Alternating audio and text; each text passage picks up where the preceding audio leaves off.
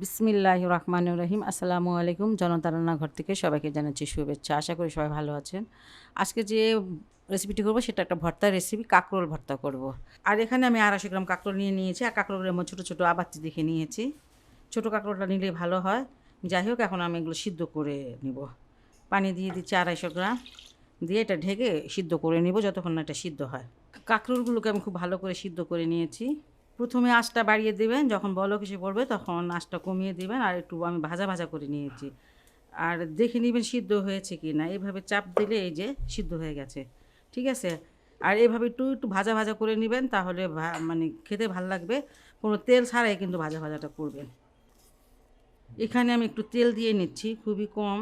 ঝালটা নিজের মতন করে দিবেন। আর এখানে আমি কটা শুকনো মরিচ দিয়ে দিচ্ছি, আর দুটা দিচ্ছি এই যে কাঁচাই লাল মরিচটা, 6 কোয়ার মতন রসুন। এগুলো একটু ভেজে নিব। রসুন আর মরিচটা আমি ভেজে নিয়েছি ভালো করে।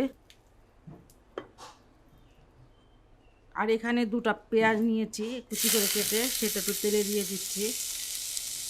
কাঁচা পেঁয়াজ দিয়েও করা যায়, একটু ভেজে নিচ্ছি আর কি। পেঁয়াজটা ভেজে নিয়েছি, ভাজবো না আর। এটা এখন নামিয়ে নিব। ভর্তাটা এখন মেখে নিব। স্বাদ মতো লবণ নিয়ে নিলাম, আর রসুন আর মরিচটাকে আমি ভালো করে মেখে নিব। যারা ভর্তাতে রসুনটা পছন্দ করেন না, তারা এইভাবে একটু ভেজে করে দেখবেন, তো বেশ ভালো লাগে কিন্তু। পেঁয়াজটাকে নিয়ে নিলাম।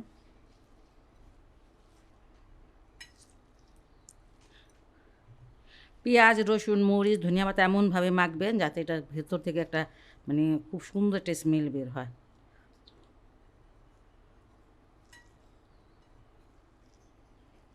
ভর্তাটার টেস্ট মাখার উপরে নির্ভর করে। সাইড করে রাখলাম। আপনারা এই ভর্তাটা দুইভাবে করতে পারেন, একটা বেটে করতে পারেন, একটা মেখে করতে পারেন। যেমন পছন্দ তেমন করে নেবেন। আমি আজকে মেখেই করব ভর্তাটা। দেখেন কাঁকড়গুলো যে এইভাবে সিদ্ধ করলে নরম, একদম নরম হয়ে যায়, দেখেন আলুর ভর্তার মতন।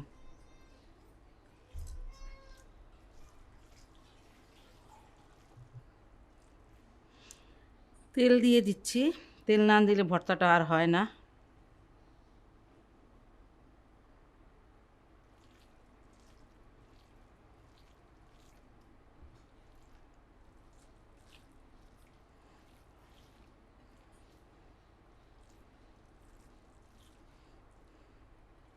কাঁকরোলের সিজন এখন। এখন কাঁকরোলের ভর্তাটা বানিয়ে টেস্ট করে দেখতে পারেন কেমন লাগে। অবশ্যই ভালো লাগবে। আমার রেসিপি যদি আপনাদের ভালো লাগে, বাসায় অবশ্যই ট্রাই করবেন এবং আমার চ্যানেলকে লাইক কমেন্ট সাবস্ক্রাইব করবেন। সবাই ভালো থাকুন, সুস্থ থাকুন, নিরাপদে থাকুন, এই দোয়া করি। আল্লাহ হাফেজ।